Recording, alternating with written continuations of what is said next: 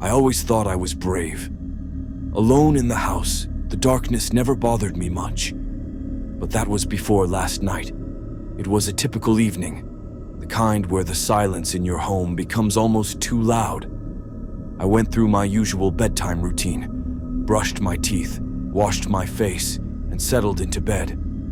The dim light from the bedside lamp cast a soft glow around the room, making everything seem calm. As I reached for the switch to turn off the lamp, a shiver ran down my spine. It was as if something in the room was holding its breath, waiting. I shook it off, chuckling at my own paranoia. The light flickered and then went out, plunging the room into darkness. I pulled the covers tightly around me and closed my eyes, trying to ignore the creeping sense of unease. Just as I was about to drift off, I heard it. A soft, almost imperceptible rustling sound. It was coming from the far corner of the room. I told myself it was just the house settling, or maybe the wind. But the rustling continued, growing louder, more deliberate. My heart began to race.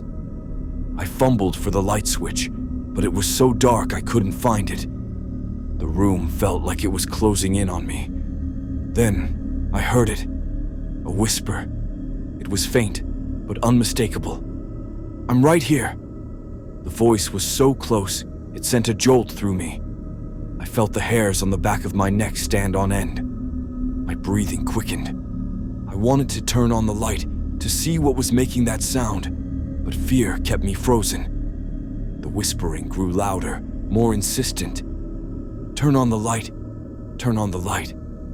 I finally managed to find the switch and flicked it on. The light burst forth, illuminating the room in a harsh, unforgiving glow. My eyes darted around, searching for the source of the voice. But the room was empty. The rustling had stopped. I took a deep breath, trying to calm myself. It was just my imagination, I told myself. Just a trick of the dark. But then I saw it. In the corner of the room, where the light barely reached, there was a dark, shadowy figure. It stood perfectly still, watching me. I wanted to scream, but no sound came out.